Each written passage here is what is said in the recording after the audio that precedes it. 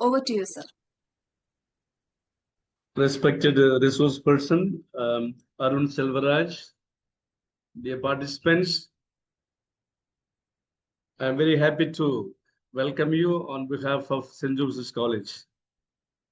For the rector, the secretary, principal, deputy principal, and all the faculty members and students in our community, join you to welcome you for this International Faculty Development Program on Wellness Home, Pathways to Healthy Family Living. And it's my joy to welcome all the participants of this IFDP program. I'm sure it's going to be very, very exciting because we have selected some of the best resource persons available in and around us. I hope all of you will be with us all the 5 days and enjoy the program and the benefit out of this program to the maximum.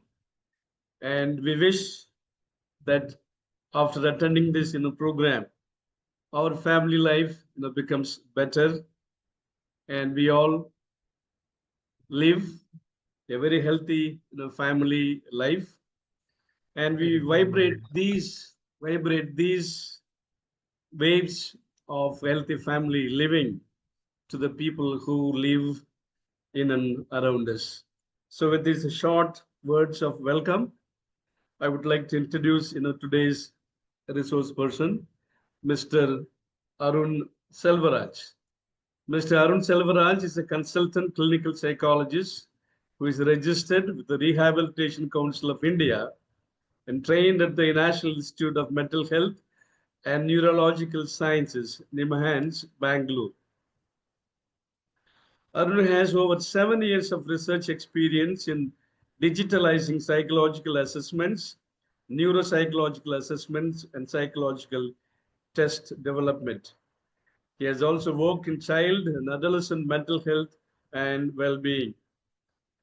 Mr. Arun Selvakumar is also known for his compassionate and holistic approach to mental health care. He believes in providing affordable and accessible mental health services to those people who are in need.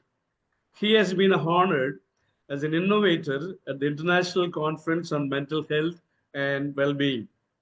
His research on school children's mental health and digitalizing neuropsychological batteries has been awarded best papers at international and national conferences. He's passionate about teaching, mentoring students interested in learning about psychology. He is committed to providing quality care to all his clients, regardless of their backgrounds or circumstances. Mr. Arun Selvakumar, St. Joseph's College, and the Department of Counseling Psychology wholeheartedly welcomes you, and it is over to you for your presentations. Thank you so much, sir, for your warm welcome. And I really thank St. Joseph and Department of Counseling Psychology of St. Joseph Trichy for having me for this part of this program. And I'm very happy to start this program as a very first resource person. Yes. And I just want to check, am I audible? Like, is this audio is fine or should be a little bit louder? Yes, sir, you're fine. You're fine. Okay, I'm sharing my slides. Let me know if the slides are also visible.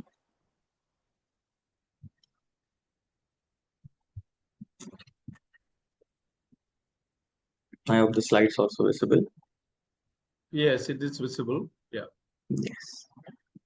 So before getting into the presentation, I'll take a little bit orientation of like what is the expectations from the participant side and how is it going to be very helpful for you all, and is there any key aspects you are expecting? If anything on those sort, you can drop it in the comment box. And in middle, we'll take a break around like 6 to 7:30 is the program, and I'll break in middle of 6:45, 50ish. If we have any like question and answer to ask, we can take a stop for it. So I'm more of prepared on general aspects rather than focusing on the technical aspects of family therapy, family dynamics, and all. And let me know if anything specific if you want to really go through or not. And I know whoever is joined is also an expert of some other field, and I'm very happy to address you all in a very versatile crowd. Yes.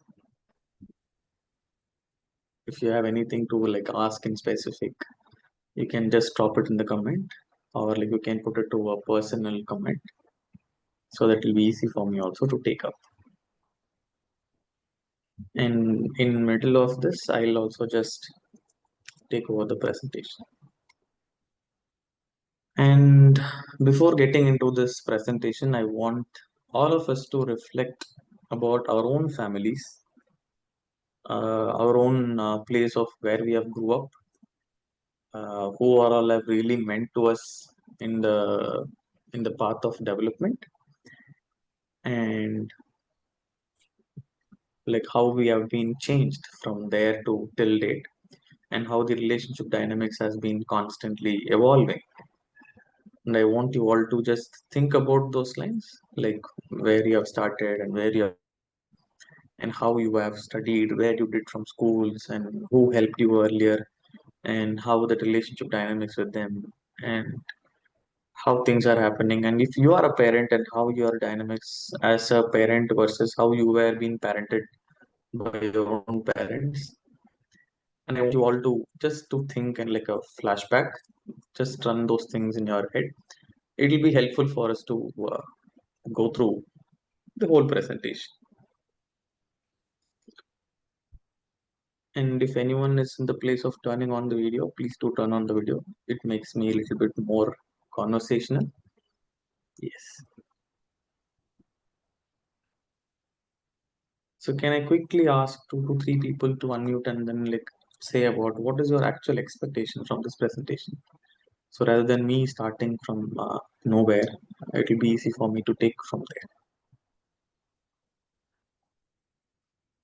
Everyone is comfortable with English, or should I speak in Tamil? English, sir. English is fine. Oh, English, yes, yeah. Yes, yes. Okay, Uh, okay.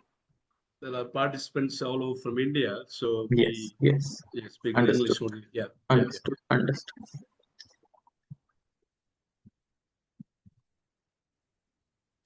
Okay, so let me ask an yes or no question then. So how many of you feel family dynamics doesn't matter when it comes to mental illness?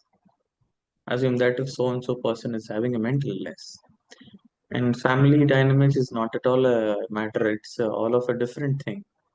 How many of you feel yes, and how many of you feel no?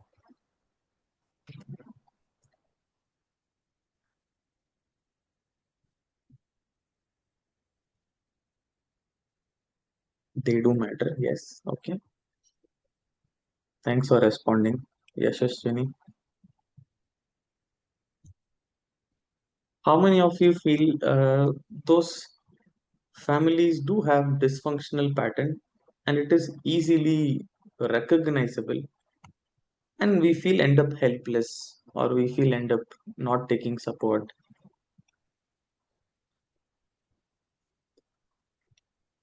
Thanks for responding. Thank you, Akila. Thank you, Suchitra. Thank you, Dr. Margadam.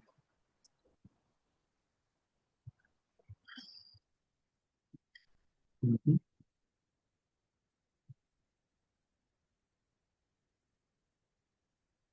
Yes, family is very important. And that is what we are going to talk in this whole presentation, how family is important and what is dynamics and what to do with that dynamics and how it is presenting in clinic and how we can address it. How many of you are practicing as a therapist or a counseling psychologist?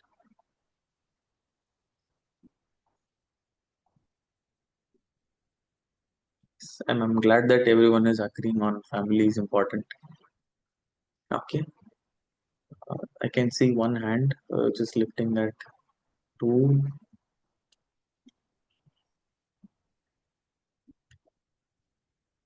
Okay, I can see 3, 4 people who are practicing as a therapist. So we'll also discuss about what are the key skills, or what are the key therapeutic ability that we should take care as a family therapist. How many of you are like from teaching background? How many of you are like running a school, or professors, or like faculty members, or management people who are running an educational institution?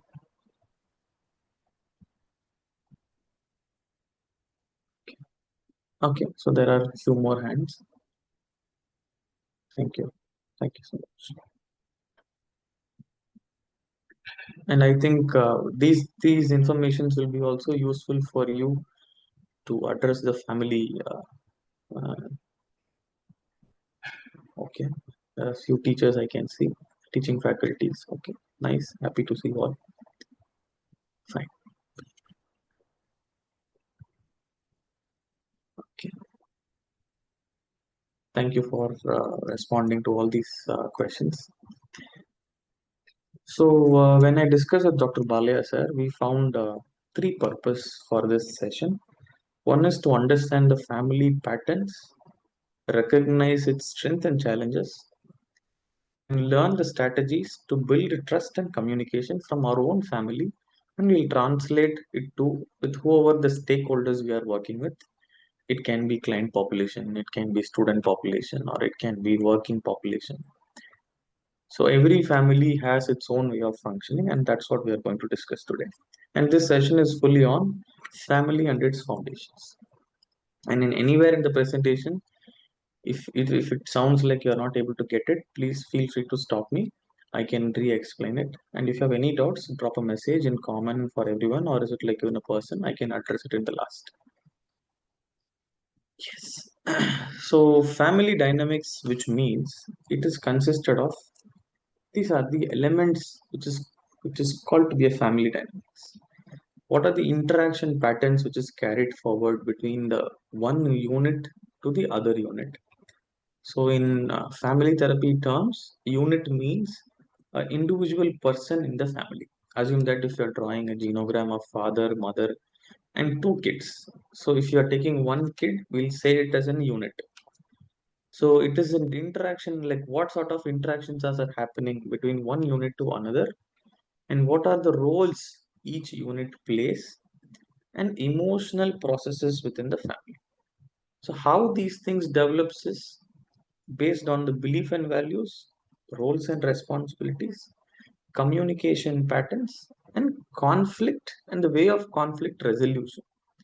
So these are the four key aspects of whenever you see someone opposite from you, you can list out all of these things and see how is it how it has been influenced in their family. We'll be discussing about this in further about case examples. And why family dynamics is very important, as we all agree, like we all agreed that yes, family do matter in terms of mental illness, and how it is matter and why it is important. If you ask that question, so very well researchly proved data says for a good sake of around 3, 4 decades, psychiatry is being predominantly taken off medical model. Now there is a rapid shift towards biopsychosocial model, whereas they focus on psychosocial aspects too, which helps all of us to focus on the preventive works, to focus on the family dynamics, to focus on the problematic pattern in the families, and which helps the family to like manage their own dysfunctionality and not to get worse and worse. So how family develops the dynamics is it takes time. It comes from the previous family members. It can be transgenerational. It can be communal. It can be from religious aspects. It can be from neighbors aspects. And family shapes its identity, behaviors, and emotional health as day by day. It keep on evolving. It's very dynamic in nature. So if there is healthy family dynamics, there are high chances that everyone in the family unit will become improved or they'll become emotionally, psychologically well-being or well fit in the society. If there is a lot of dysfunctional patterns in the family, there are high chances as the unit may feel stress, conflict. Conflict can be internal and external, emotional strain, and sometimes it mental illness. And as the image you're seeing here, it is published in a research paper which explains that. So whenever you see all these biological and psychosocial are deeply rooted, and what we see as a symptom is a manifestation of the dysfunctionality in both the domain. So when we able to cut or when we able to manage whatever been dysfunctional or whatever been getting affected, which facilitates the newer dynamics in that family. Is this speed is okay or should I make it a little bit more slow? I think speed is okay. You could be a little more louder. Okay, okay. Yes, yeah. Yes, thank you. Okay. So moving forward, how we can recognize family patterns which is functional or dysfunctional. So let me take a reference from the previous research histories.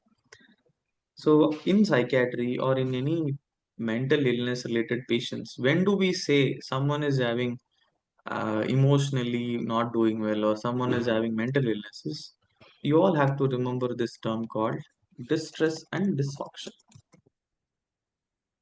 So if anyone is going through some sort of stress or secondary to a crisis situation, if they are going through some distress or dysfunction, if it is causing a damage to their own self or the people who are others.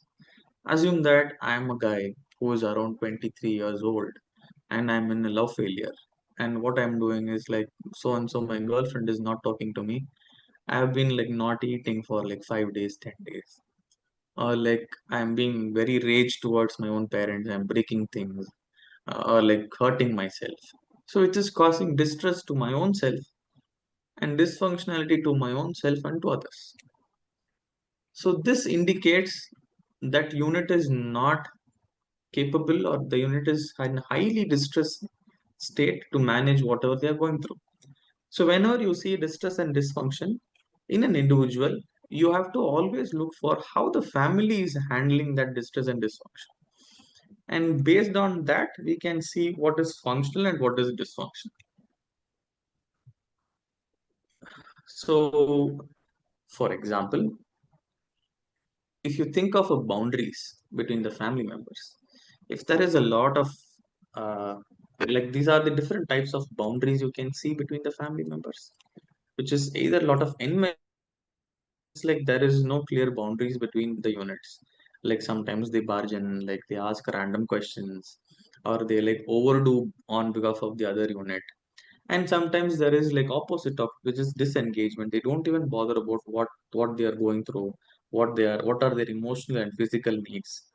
And then there is another different style which is either authoritarian or democratic.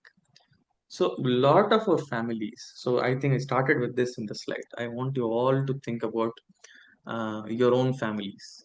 So many families do take democratic decisions, which means everyone in the family has an equal right to contribute towards the family's decision. For example, assume that like we all are having around, uh, I assume like we all fall under the age group of 25 to maybe 50, and we all have an adults in our own home. And assume that we want to plan a marriage for that person. And either this decision has been democratic or has it been like taken like wholeheartedly by some other unit which is like not being accepted by someone. So what I'm trying to convey is, so the decision making in the family, wherever it is very democratic in nature, it is it is seen that there is lesser level of distress has been happened. Okay, and then sometimes it's a caregiver or sometimes it is a, like a peacemaker role. So like they don't want to make it as a conflict. They want to be very permissive, and sometimes they want to be like a uh, good authoritative style. Like whenever the help is needed, they'll go there and then they'll sort it out and then they come back. So all these can affect in patients or individuals' mental health and well-being. And we'll explain in detail on the further go. So I'll have taken mental illnesses for better explaining things. So this is a well-researched area. In patients with psychosis or in patients with schizophrenia, there is a specific topic called family expressed emotions. So this is talks about how a family member's expression towards a patient can or how a family member's expression towards an individual can worsen or can make a relapse in the patient's symptom. Okay, so it is a research study done in UK, and also it is been mimicked in Man's family therapy unit also. It has seen that whenever the patient has been admitted in the hospital or admitted in the rehabilitation center, or like the patient is in like isolated, he or she is working, the symptoms are completely fine. They have no issues. They are functional. They can do well. They can go out. They can come. They can be very easy to navigate their own self. But when the moment they've been put up back into the family where they come from, if at all the pathology indicates that the major reason for the disorder is because of family dysfunctionality, the symptoms goes worsening. So expressed emotion talks about what sort of emotions given by the parents or the family members can lead to symptom relapses, uh, which indicates like having more criticality towards the patients or having like hostility towards patients or like being overprotective towards patients. These all can have high chances of symptom relapses. If you take away the psychiatric population, so let us talk about people who are having not so diagnosed mental illness, but people do feel, if you ask like most of hostelers or most of people who are working away from the home, they do say that I'm feeling better when I'm going to home for like day one, but day two or three I feel like no, I feel tired, like it's the same problem, and they're not talking, they're always fighting. It's very common pattern we see. Many people do not feel a home in their own home, and that's a very, very good sign of family dysfunctionality, which has to be worked on. And whenever you address this expressed emotions in the family through addressing that, like what they should do and what they shouldn't do, and what is the actual problem from the expert point of view, the family do get understand. But it takes a little bit more time, maybe a 6 months to a year. But doing this makes more changes in the family, and in their family it can be a transgenerational changes also. Okay, and then in bipolar affective disorder, it is said that how bipolar disorder affect like emerges is either there should be a shift in social rhythm or either there should be a shift in circadian rhythm. To put it in a easier terms, so assume that like we all live in family, and one person is working in night shift, the another all three are working in the morning shift. So this night shift person will like go to sleep when everyone is awake, and the morning shift person goes to sleep in the night when this guy is going for work. So what happens is the social ties between each of them will go off, which can eventually lead to a lot of miscommunications among each other, which can lead to a lot of triggering in case if the couple or the family doesn't have a good conflict resolution ability. So which can lead to a lot of anger, frustration, interpersonal frictions. So this prolonged stressors can have a high chances of ending up into mood related disorders. Either it can be mania or hypomania, or it can be depression. And how it presents in the clinic is, I don't want to believe anyone in this world, and everyone is very sad. It's not very difficult to trust everyone, and I feel very happy being alone. All of these things people do start say when they're having affect related problems secondary to um, like a family dysfunctionality. And in depression, there is one good research which points out that, so this is suicide research. I hope you all can see my cursor moving. So the suicide major reason which has noted is 33.2% people commit suicide secondary to family problems. It can be extramarital affair in one partner, or it can be problems with the asset allocation, problems with the generational shifts, problems with in-laws, problem with neighbors, problem with their own couple. So, which leads to helpless state in the individual, and that has been a worsening reason for why people committed suicide in the year of 19 like 18 19 2021, and it is published in NIMH data. So interpersonal conflict leading to depression can be prevented in a larger scale, as we all mental health professionals, when like make the population aware about, see, there is something else, you can talk it out, and you can discuss things rather than fighting it out. This is not the place where like we patch up or we break up, but we can better talk it out. So by creating an awareness to the patient population on what happens in therapy, and also creating an awareness for the mental health professionals doing a lot of preventive work, can actually prevent interpersonal conflicts, interpersonal stressors, which is leading to mental health depressions. So far, any doubts? Anything you want to ask? I'll take a short break here.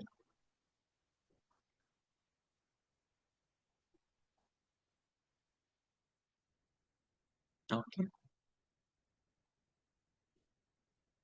The presentation is in the expectation of what you have been looking for, or is it in the off track?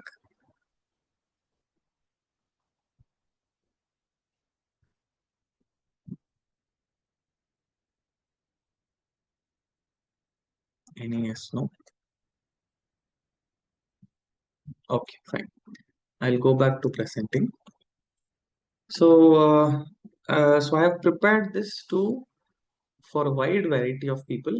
If you're coming from a school background, school counselor, school management, if you're coming from a therapy, counseling background, so how you can address family dynamics. So you need to have an understanding about genogram. Genogram is nothing but a family tree, like how you draw a family using a sketch. I'll show you some examples so that it'll be easy for you.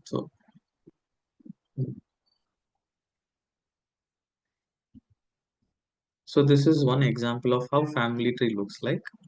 I hope it's visible. So whatever you see in square is male, whatever you see in circle is female, and whatever you see double line red is called close relationship, and whatever in triple red line is called enmeshed relationship, and whatever you see in purple, which is conflict, whatever you see purple with double line up and down, which is they are close but also they have a conflict, and whatever you see half colored, which is mental illness, whatever which is quarter colored, which is physical illness, quarter colored on the right is physical, a quarter colored on the left is substance use disorder. So this helps us to understand who are all in the family, and what is happening in this family, and what are their ages, and which help us to picturize of what is happening in the actual family. Okay, and we'll go back of where we stopped.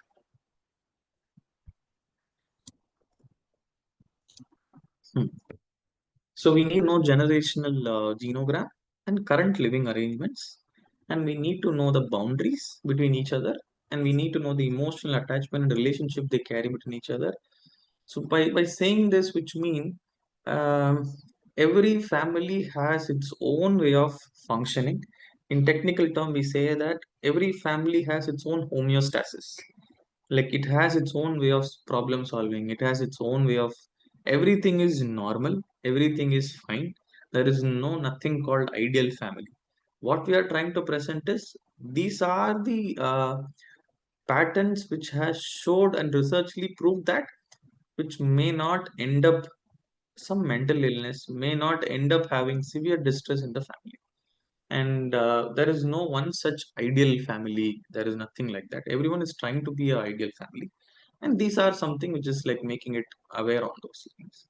And then one more thing is family developmental stages, which is given by excuse me, dual. We'll go on through one by one. So Duval's theory of assumption talks about is whatever you see here in the circle, which is as time prolongs, we may have to go through some crisis.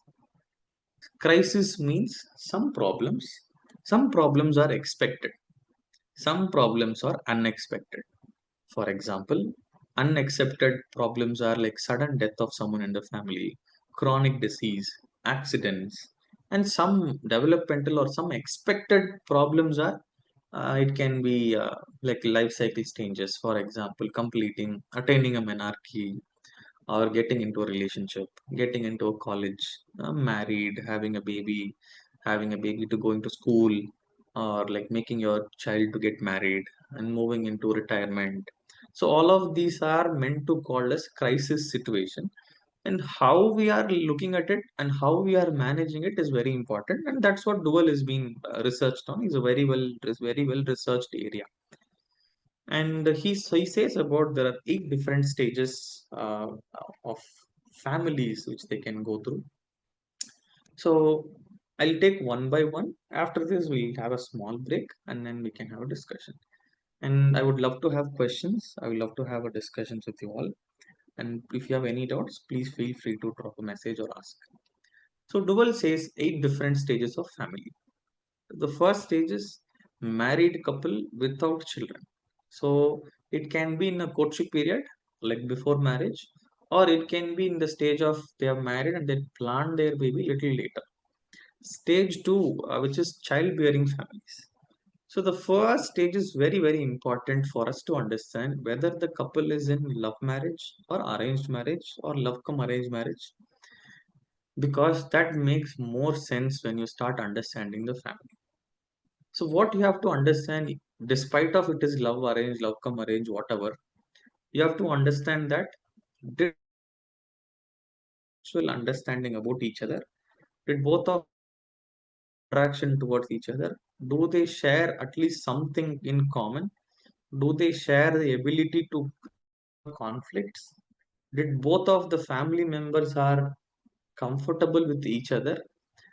Did both of the parties are got introduced to each other's family? All of these things will be ruling out when we are taking a family therapy intake. So we'll ask, for example, assume that I'm 35. I'm sorry, the current has gone.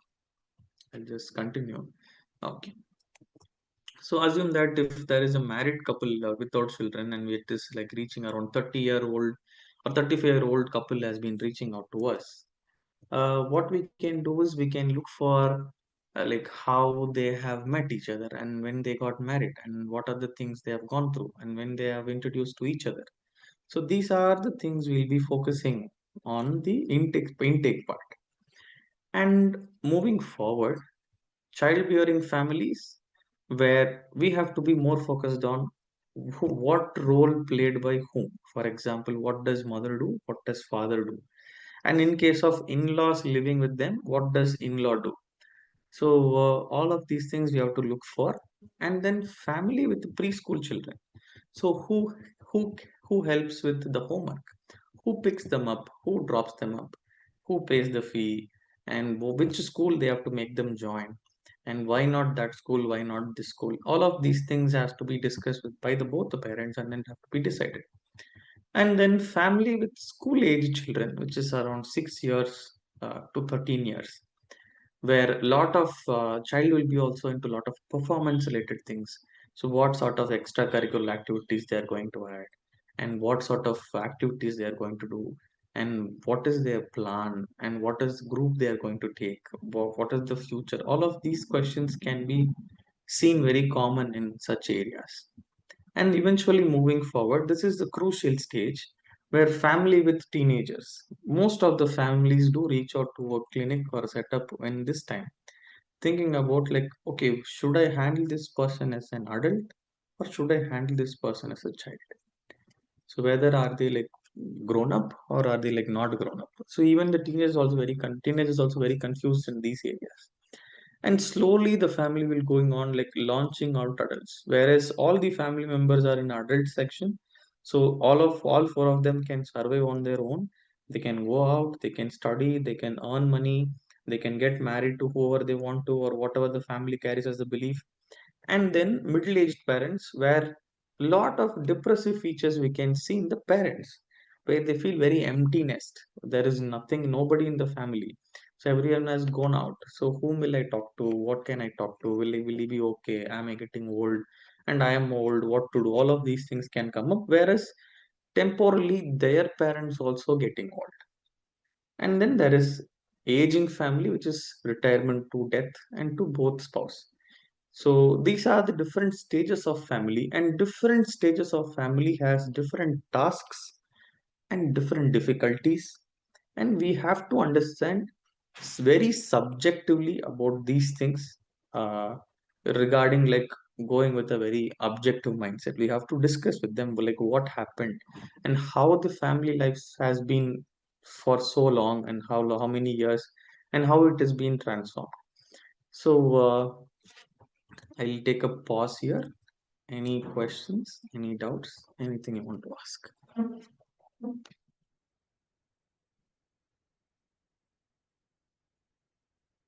What if a parent show both investment and disengagement? Okay. Uh, Ms. Fahima Banu, could you please explain what you're trying to ask? That's a good question, actually. And there is one raising hand. Dr. Jayanti Rani, ma'am, please go ahead.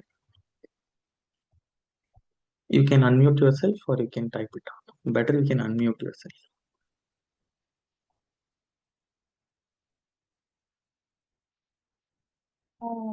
Good evening, sir. I'm Yeah. Fatima. Yes. Can you hear me? Yes, ma'am, I can hear you. That is what, sir. You have been telling about the family dynamics and how parents will be, how families structure will be of different kind.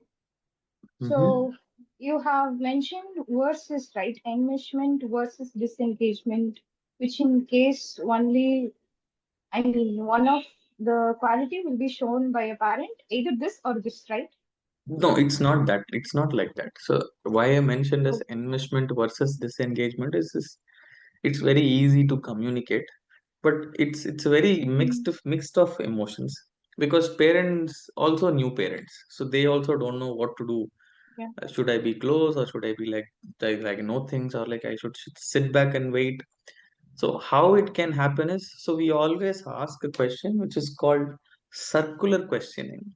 So assume that you are seeing that family of whatever family you are referring now. So assume that like there are four people around. So we ask someone who is being affected by so and so thing, how do you feel about it? So they'll say XYZ about whatever they have felt about it. And we'll ask the person who is having enmeshed and like both disengagement thing, see, this is what he or she is feeling. Is this what you're trying to communicate? So that creates an understanding in both of the family, rather than like having an like a blind. It's not a categorical thing for sure. Did I answer your question? Yeah. Yes. Yeah. Okay. And Audible, sir. yes, ma'am. And not a question, but something that Ma'am, you got muted. am I audible now, sir? Yes, yes, ma'am. Yes, ma'am. You're audible. Dual's theory is as old as 1977, but Yes, ma'am. it's a new world. Even in a country like that of ours, we Hmm. see changing family patterns. Yes, that's a very wonderful thing to point out. So you can see Dual's template is still it's still fitting. So when you see families to talk about, uh, see, these are the things has to be done, and these are the challenges you face. So that is what the template Dual has used. So if the template is working, and it's not outdated, there are recent researches are there.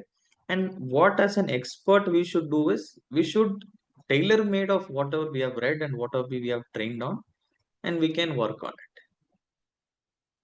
I agree that still it applies to the majority.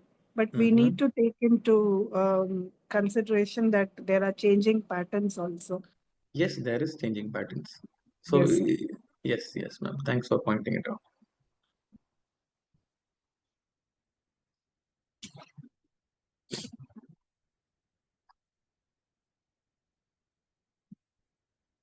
Any other questions? Any other doubts? And I want this as an activity. So what are the common family challenges you all face? I'm not asking about your own family. If you want to mention your own family, yes, you can mention. But like if you are seeing of whatever your profession you are right now, and what are the common family challenges, as like recently Jayanti Rani ma'am has pointed out, like it's changing a lot. So what are the challenges? And I want to understand that. And if you can drop a text message or you can unmute yourself, you can please do.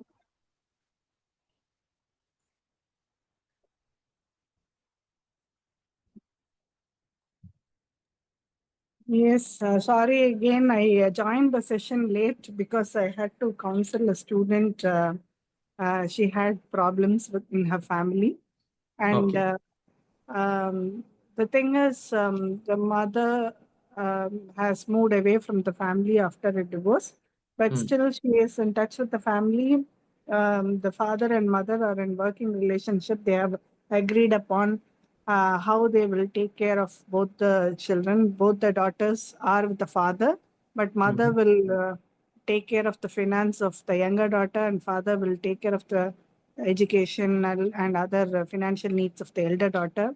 Mhm. But since the mother has separated from the family Mhm. since she was very young, this girl has unmet emotional needs, which are Mhm.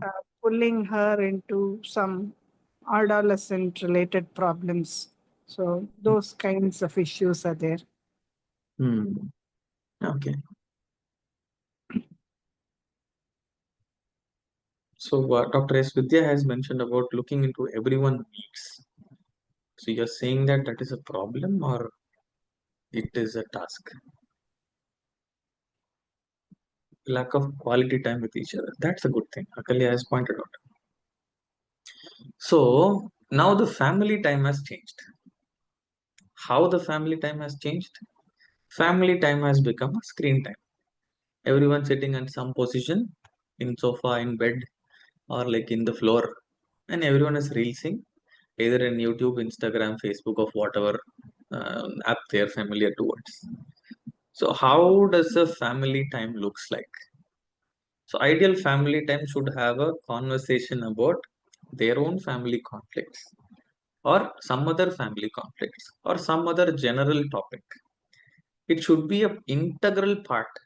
If anyone is going to start their own family, if anyone is going to get married soon, you can think of it. And it's such an important thing to have in your own family, that at least sit for some time and then talk something. If you don't have anything to talk, you can just listen. Okay, these are the things it's happening. And as a therapist or as a teacher or as a thing, we may end up feeling more responsible towards the family. Oh my god, it's so pity to see such child as go through these many things. So we are not responsible to what has happened to the kid. What is our job is to prevent further dysfunctionality, further worsening, and to tell them, see, this is where I see dysfunctionality, and uh, what you are going to do with this. So they themselves has to come up with the solutions. We are going to facilitate it. There are many models of therapy in which it comes to, which can be structural, which can be emotional focused, which can be solution focused.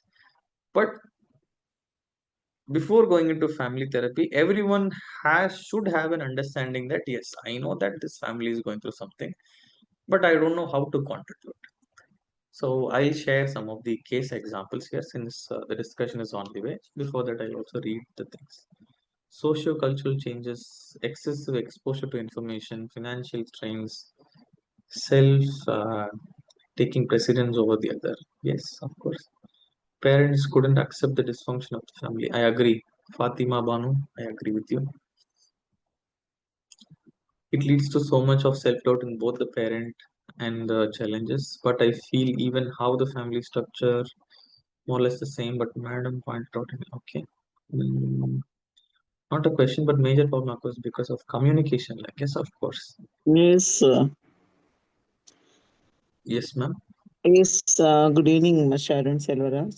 Yes, ma'am. Actually, my challenge, during my practice, I feel that even we empower the parents for this open communication in the family, but Mm-hmm. I feel that they are not able to. Mm, Even because maybe lack of communication earlier days, or like from where they have to start, or sensitive issues, and at mm-hmm. times they use the therapist as the mediator. They want Yeah, yeah, I have to talk to their son or their daughter, yes, like yes, sensitive yes, issues. yes. So I feel We'll be something is scapegoated. missing right from the younger stage, maybe from 3 years, 4 years. No, this Yes. communicating openly with the kids or the family members, in-laws. Mm-hmm. So I feel it's a challenge for me. Yes. You're not alone, ma'am. There are so many therapists who do, Yeah. including me, who go through this challenge. And Yes. if you are working in a private, it was that if you confront the family, they drop out and they go out. They don't even come for any mental support. So that is the Mm-hmm. biggest challenge which is faced. So Mm-hmm. when I was practicing in Nimans, we can talk out, we can confront families. They listen to it because Mm-hmm. the charges are very less and they get good Mm-hmm. quality and it's a government hospital and then you don't maximum they don't drop out. But when I come to a private hospital, where Mm-hmm. I see a dysfunctionality, where I know that so and so kid or so and he or she doesn't have the mental illness, it's completely Mm-hmm. because by their parents' dysfunctionality. If I Mm-hmm. confront, see, this is what is happening in the family, what happens is they have the liberty to drop out. They can Mm-hmm. easily go back. So that is one major challenge. But who is the family we can work is they'll be ideally confused. I listen, I don't know what is happening in my family. Is there anything I can do? Despite of educational background, despite of economical status background, there are people with these ideas. I don't know what to do. I don't know what to do. What I don't know what is happening. So what we use as a tagline, or like what I use as a tagline is, Mm-hmm. if the person is sitting opposite is a child, I'll say like it's not your job to, if it is in a case of parental discord, it's not your job to put your parents together, like put your Mm-hmm. couples together. That's not your job. Just ensure Mm-hmm. that are they being mother and father to you. And if it is a Mm-hmm. couple on the other side, I'll say Mm-hmm. that like I know that there is a long standing marital discord between you both, which has been Mm-hmm. happening for a very long time, and now it's the time it started affecting your own kid. So Yeah. you can keep your couple fight going. I'm not going to Mm-hmm. stop it, or I'm not going to patch it up, or like I'm not going to make it worsen. You Mm-hmm. can discuss it in a different platform and make sure that you're being a parent to your own kid. So Yeah. that creates an insight in the families. What we Mm-hmm. can do is when there is a denial of agreeing to the problem, you can just create awareness. You Awareness. can't do Yes. nothing. Mm-hmm. So there Yeah. should be some sort of willingness towards listening to, okay, what is it actually? Then whatever you are saying might work. Yeah. If that is not there, then we are not responsible. We are not a magician. We are Mm-hmm. not dharmakarta to like change everything in what is happening in the Mm-hmm. family. We are Mm-hmm. seeing in a very different point of time of where the family has traveled. Yeah. Yes, I hope I answered Thank your you. Thank you question. so much. Yeah. Thank you. Generational differences, traditional between individualism taken place of collectivistic connection. Can you please explain this, Dr. Joan Anthony? Can you please explain what you're trying to ask? I'm not able to get it. Difference between Actually, parents in their. I will come in here is basically that people have started becoming very, self-oriented rather than looking at. There was a time when the families, like the joint family system, where you would actually, support each other in all ways.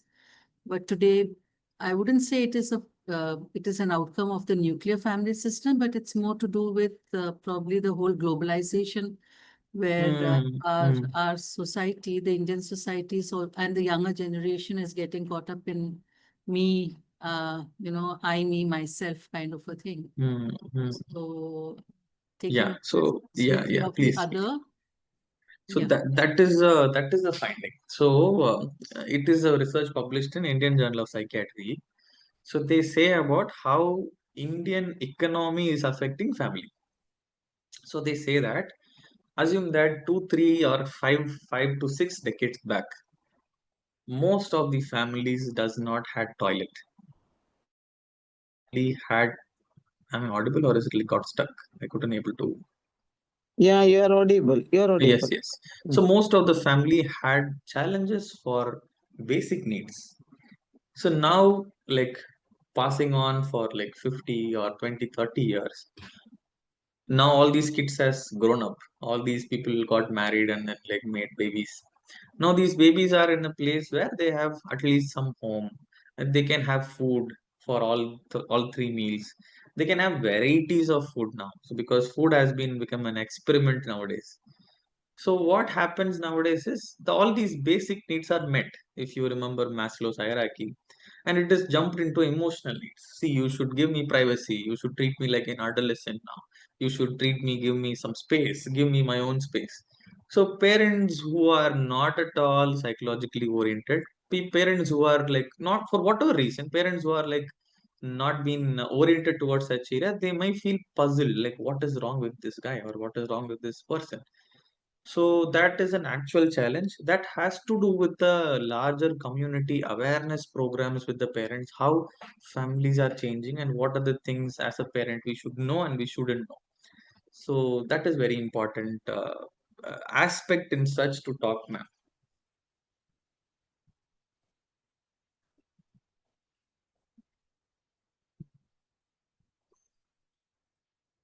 I hope I answered your question.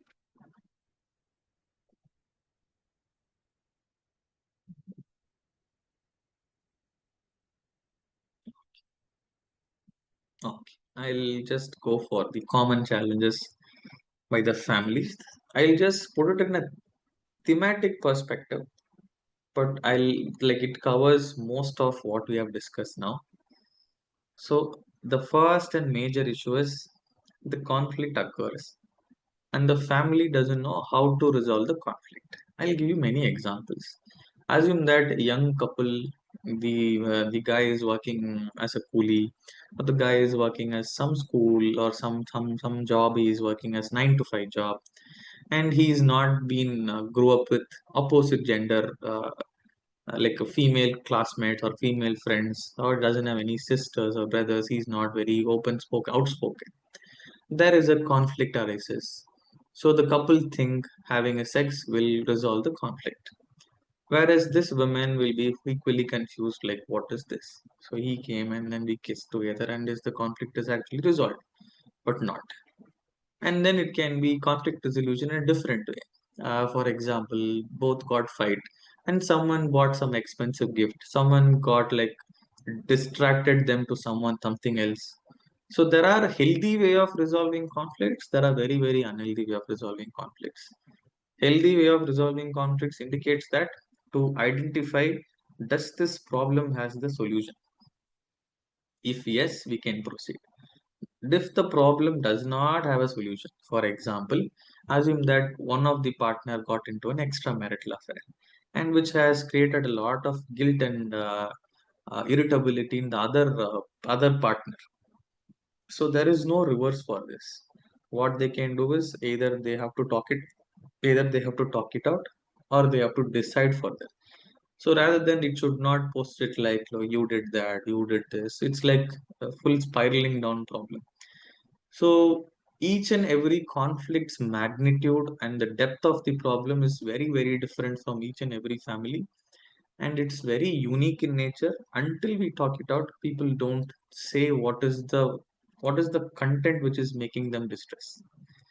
And then it can be stress, trauma, unresolved grief reactions, which is being carried forward for a very long time. And post marriage, they expect everything to be transferred to the partner, and which is not ideally happens. It has to be slowly launched, it has to unfold in a very slow and steady manner. And then generational differences, as most of you all pointed out, these generation kids are too much with phones, and parents have difficulty in understanding what is happening in digital. They feel like less control over things, and people are talking about different things, different emotional needs, where the parents whose economical status or whose work culture is not allowing it to do, that is creating a distress in the family.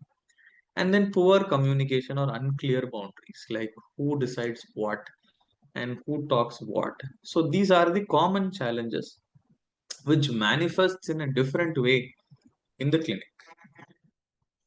Moving forward,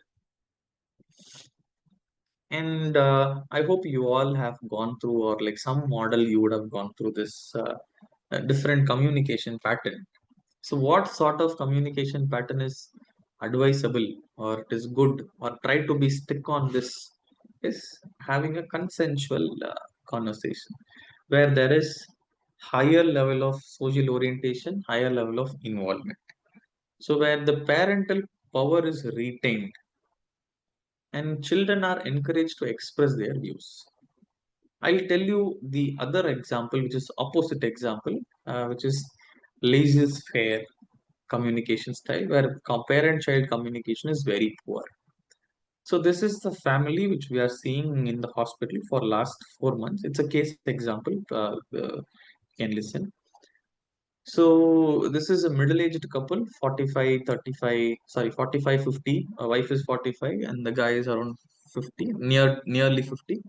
He has two daughters. So both of them are in, one got into college, one got into 10th standard. So the family dynamics per se, father and mother had a severe parental conflict since marriage. Father is very permissive, mother is very authoritarian in nature, like she's very strict. She beats the child left, right, center. Both of them are girl child, and they both are interested towards education, and they are very poor emotionally available parents. So what happened? This elder one got into a college. There was some bullying was happened, and I'll tell which theory author states this type of communication. Okay. Uh, what I was saying. So this is case about uh, for this four people. Uh, Elder one committed suicide due to some bullying experience. She hanged herself. So post that, father became even more permissive, and he gave all the rights and all the liberty to the younger one to use whatever she wants to use, whatever she can do, and she started spending a lot. So now the family is understanding, see, this is what has happened, has gone through, we have lost a child, which has cost us so much to understand this. So family dysfunctionality can lead to a very, very worsening uh, state of mind in the population. There are many more cases which just because of family dysfunctionality would have been happened. Is my slide visible? Yes.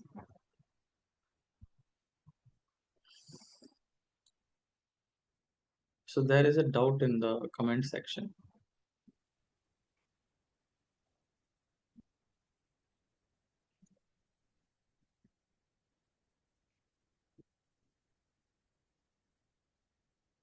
Am I audible?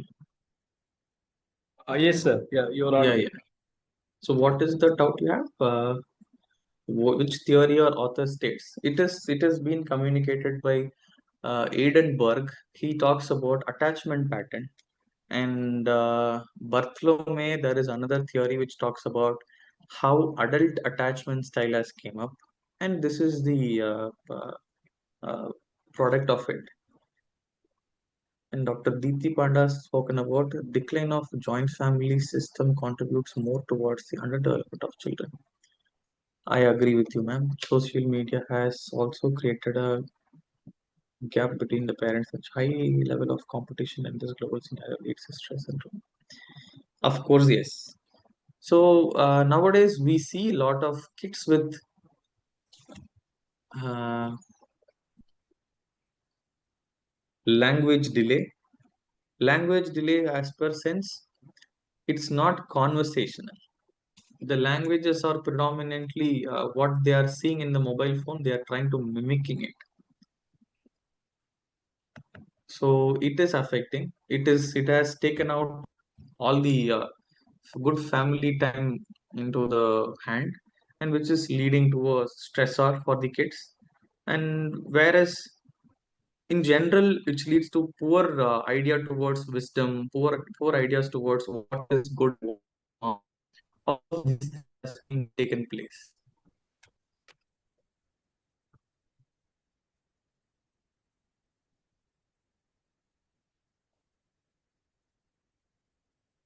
Any other doubts?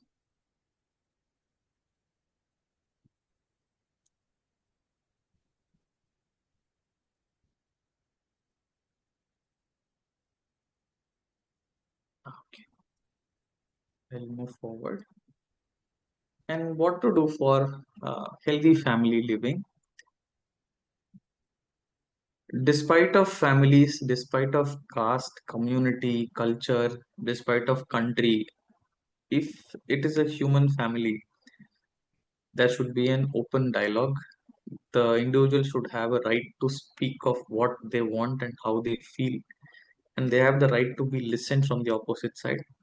And recognizing the individual roles and needs, and setting a healthy boundaries. The setting a healthy boundaries, it's very easy for us to say from this side. But what is the difficulty from the opposite side is they don't even understand the word boundary. So we have to ask that, we have to use some a local term, what is being used in your own area. Like they have to stand where they have, or there should be things, there should be age appropriate behavior, or this boundary should be constantly reviewed. So what to do, how this boundary works when the opposite person is in emotionally distressed position, how does this works when they are being like taking granted for these boundaries. So all of these things has to be spoken in a very example way. For example, you can say that like, you don't allow, you will be strict on these domains regarding digital phone usage, regarding family time, or regarding going out, or you can be relaxed in these times. For example, or like what do you want to watch or what do you want to eat, so you can be relaxed on these domains. So this content will be highly predicted by what so and so person has been grown up, and that has an higher impact, that needs an higher order cognitive functioning to be translated, to be not translated to the next generation. And then celebrating success and blessings, uh, despite of whatever you're having, try to identify what is good about the each and every unit in the family, and try to celebrate and try to communicate with them. See, so and so you're good, doing good, even though you're bad at these things. And that reinforces such behavior, and that has high chances of having it for a little bit more longer time. And then this is family rituals. Every family has their own rituals. If it is a Christian family, they might have their own rituals of reading Bible, for church, singing songs before the pray, before having food, or before going for a sleep, and try to make it as a family rituals. If it is a Muslim family, at least they have to pray for weekly once as a family. And or if it is like a Hindu family, they have to go for pujas, they for go for archanas. And if it is like their family, they don't belong to any religious behaviors, they should also have something like a family time, like someone should cook, someone should play, or someone should do this, someone should do that. So all these family rituals are very, very important. It may look very minute thing, and someone has told before, like what how to identify dysfunctionality. So one good thing to identify dysfunctionality is there will be a break of family ritual. One thing, your family would have been doing it for a very long time, or like for a good amount of time, everyone felt happy, and all of the sudden that would have gone down, or all of the sudden due to a secondary conflict has gone down. So maintaining a family ritual is very, very important.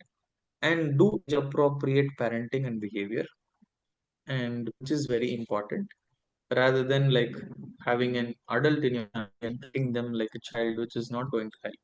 Having a child in your family and giving all the power and rights to the child is not going to work. And before going to that, I want to share some more reels also.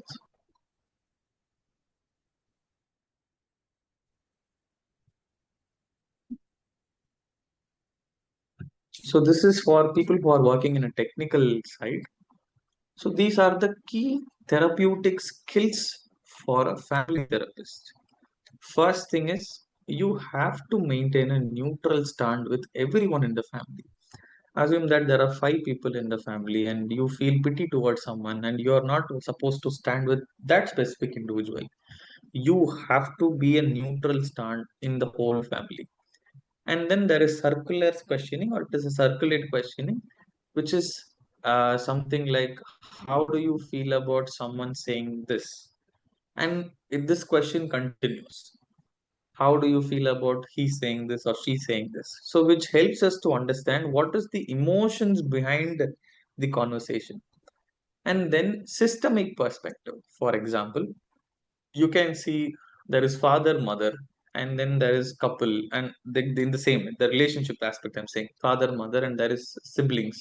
So you can see which dynamics is working better, like father daughter combinations are working better, or mother son combination working better, or sibling system is better.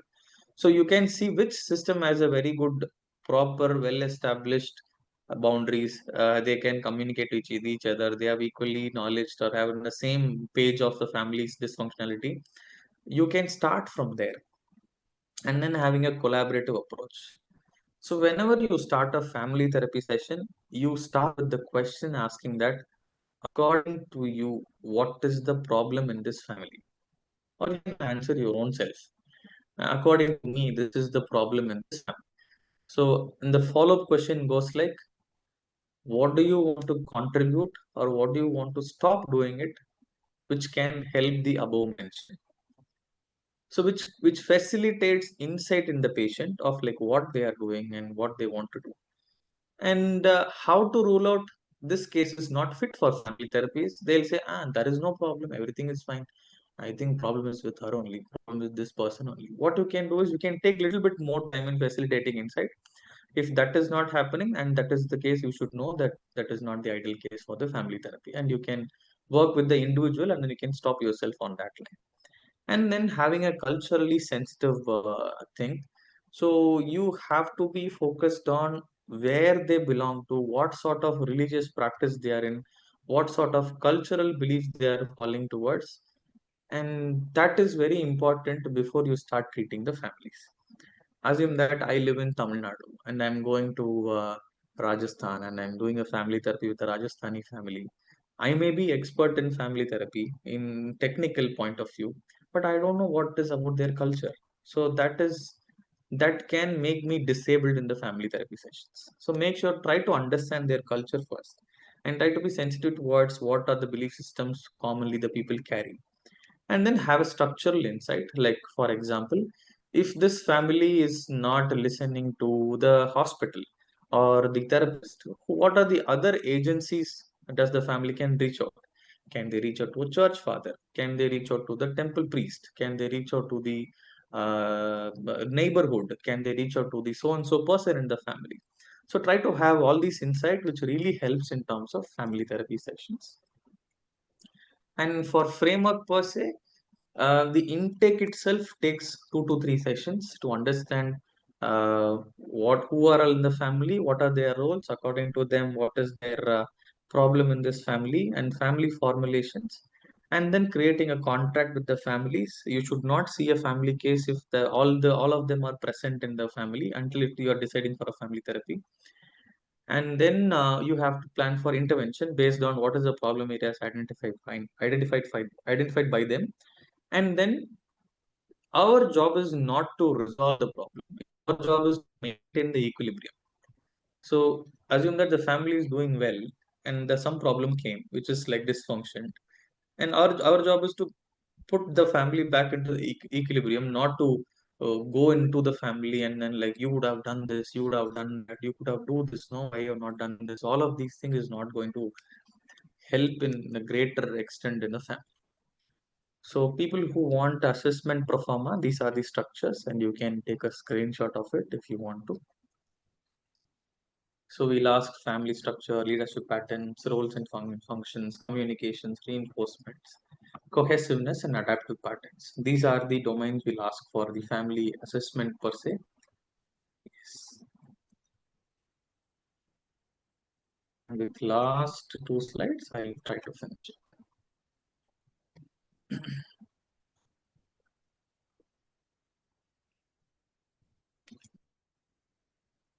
So family therapy can be very helpful for any psychiatric disorder or mental health issues that is influenced by family dynamics. Sometimes it may not develop as a mental health issues. Sometimes it can be on and off a pattern, on and off a mood off. But it has a great impact on the individual, as we all agree on. It is often used in conjunction with the individual therapy. For example, assume that if someone is here going for therapy or someone is taking for therapy, whatever you're going through is coming from your family. It's better take your family to the therapy rather than you going for an individual. You may end up going for a longer time, uh, paying more and more, but you're not addressing the actual problem. So it is often used in conjunction with the individual therapy and other forms of treatment to provide comprehensive care.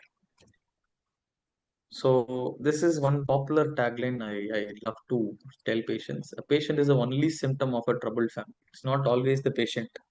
It's not always whose name is written in the file. It's sometimes the family also. So if you see someone is really troubling, so if you have to talk in another perspective, uh, okay, I come from a very dysfunctional family. What to do I know? So make sure that you're having a good, emotionally available, warmth set of friends where they are trying to listen to you, they are trying to communicate. One. Number two is you think rationally about what is dysfunctional in your family and try not to repeat when you creating a family. Two. Number three is it takes time. It's not a 1 day journey. It takes a slow and steady journey, and you can review. A review happens only when you ask who you are living with. Like, am I doing this? Am I doing this? Or am I not doing this? So that eventually creates neurological changes in your brain, and that will not translate through your generations. And by this, I hope you all can create a great family. And thank you all for your patient listening.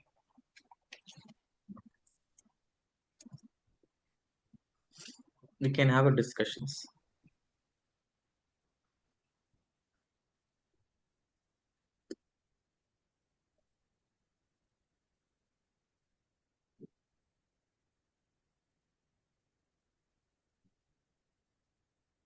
I can take 5 to 10 more questions.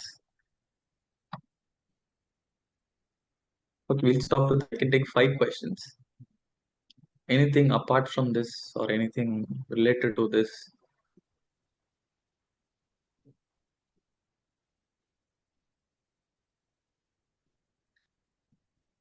Was it useful?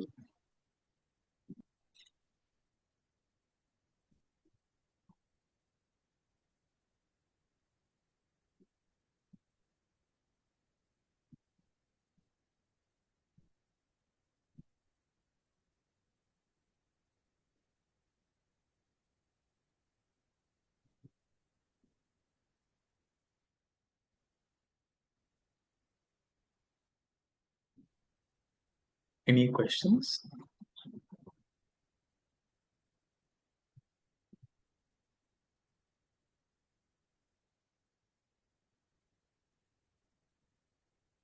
Thank you, Divya, Sridhar.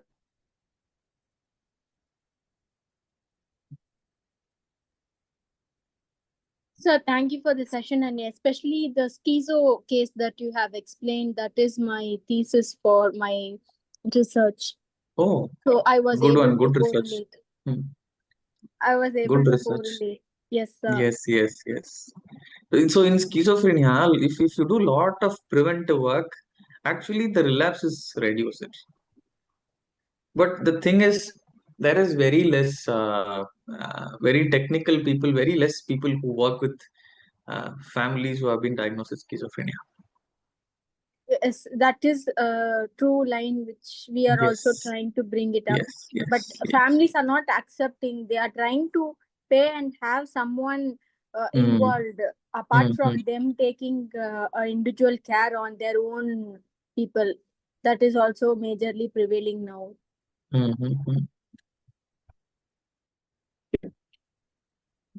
Thanks for the answer. So yes, miss, yes. So in our hospital, we do, since it's a hospital, people do get admitted and all. So we do family group psychoeducation.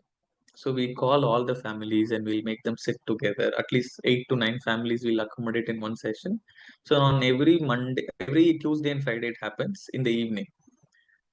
So what we got a feedback is, we don't know other people also do have similar problem. So I thought I'm the only person who had this. So that has created a lot of distress elevation in the person. And so facilitating medication complaints is also very important. So see, this is the problem, and this.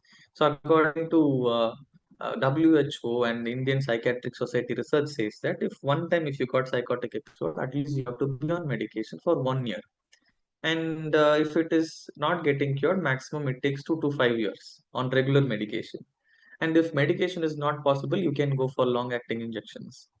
And if that is not possible, uh, you can either get admitted and then you can discuss things in a very detailed manner.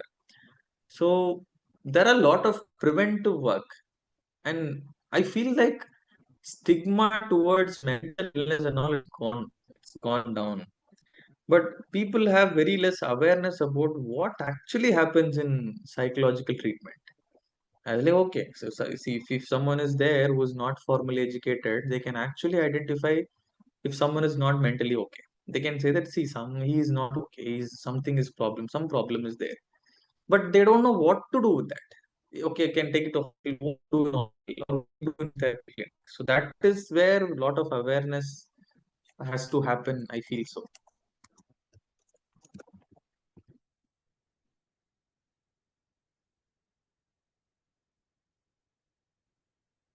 More than awareness, we feel like when we are visiting as a team over here in Scarf or any other places in Chennai EGMO hospitals and all, be it an adolescent age group or be it a younger age group, the parents or any supportive members are not ready to accept that this is the fact.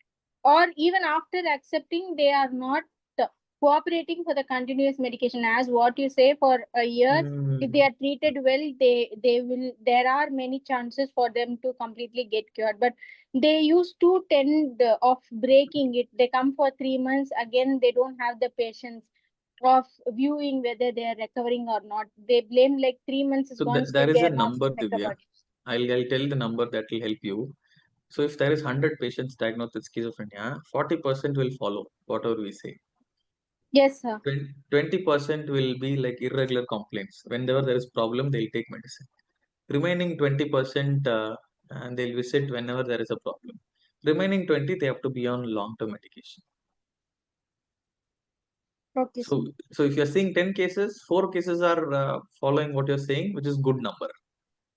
So don't get distressed that not everyone is following. So that's not our fault. Oh, okay, sir. Okay, sir. Thank you, sir. Thank you.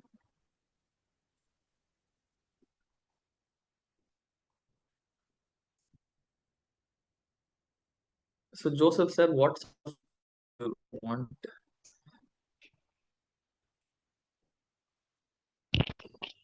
Sir, good evening, sir. I'm audible, sir. Yes, sir. Yes, sir. You're audible, sir.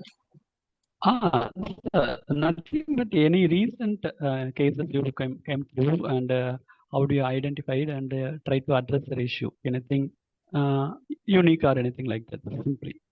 So every case is unique, but I'll say this. So this is a couple who came. It's not a family case, but I have told that like stress and unprocessed trauma also can lead into things. So he came up with an anxiety symptoms. He says that I can't go outside alone. I always need my wife around. And people did a lot of mockery him. Like, "Oh, what is this guy like bringing a wife everywhere?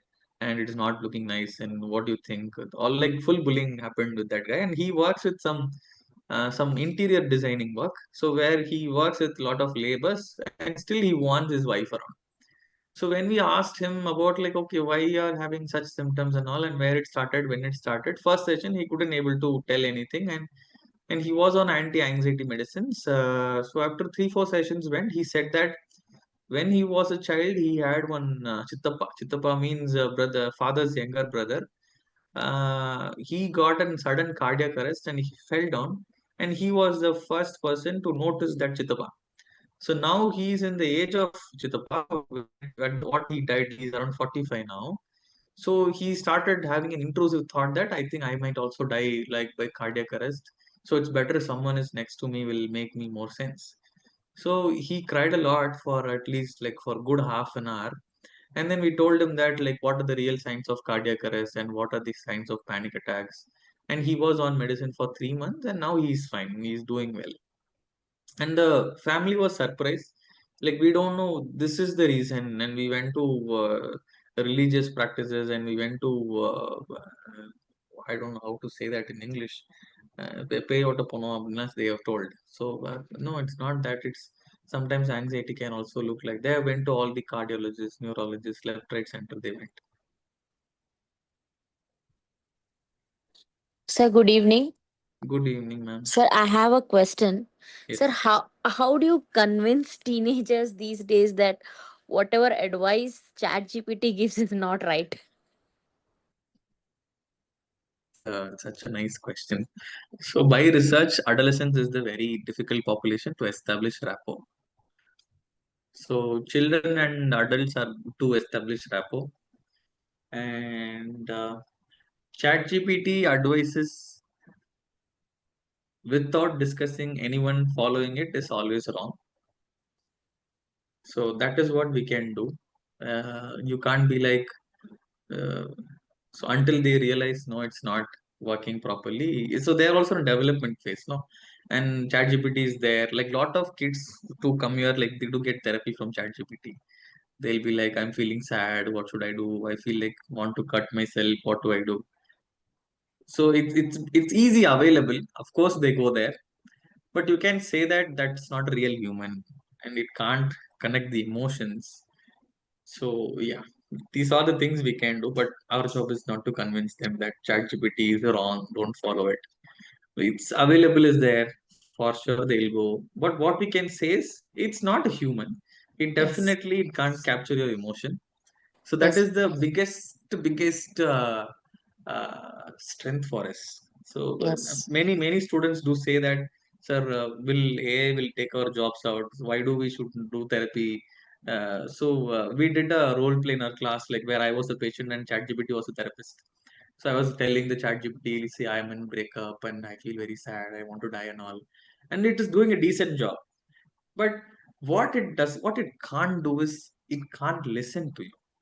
You can't get the facial feedback. For example, I can talk this with like putting my camera off, but that will not communicate what I'm trying to communicate. Right, sir. Thank you. Yes, yes, thank you. So thank you, sir, for covering many aspects of the foundations of the family. It was a wonderful presentation. So before we proceed to the formal vote of thanks, I request all the participants to come on the videos that we can take some screenshots for records, please. All the participants, kindly come on the videos. And our camera person has been waiting for last 10 minutes. Yeah. I hope you all enjoyed. Oh yes, yeah. Okay. Nasrin Begum, could you come on the video, please? All of you are requested to come on the videos. Our technical team, are you ready? Yes, sir. Okay, yeah.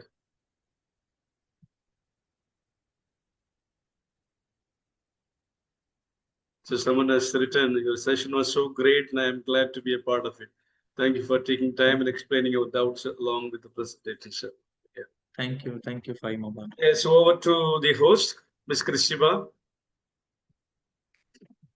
Thank you, sir, for the insightful and interactive session. Now I invite Fatima Nafila to propose vote of thanks. Ma'am, am I audible? Yes. Yes, you are. Okay. So good evening, everyone. This is Fatima Nafila of Second MSc Counseling Psychology. So it gives me immense pleasure to propose the vote of thanks at the conclusion of the very first session of a 5-day online international faculty development program on the wellness home pathways to healthy family living on behalf of the Department of Counseling Psychology, St. Joseph's College. First and foremost, I would like to express our deep gratitude to our head of the department, Dr. John Balaya, for his leadership, constant encouragement, and guidance that made this program possible. Thank you, sir. We also thank our patrons, Reverend Dr. Paulraj Michael SJ, Rector, Reverend Dr. M. Marakyasamik Xavier SJ, Secretary, and Reverend Dr. S. Mariadas SJ, Principal in their absence, for their continued support and vision in promoting initiatives that strengthen both academic and human values.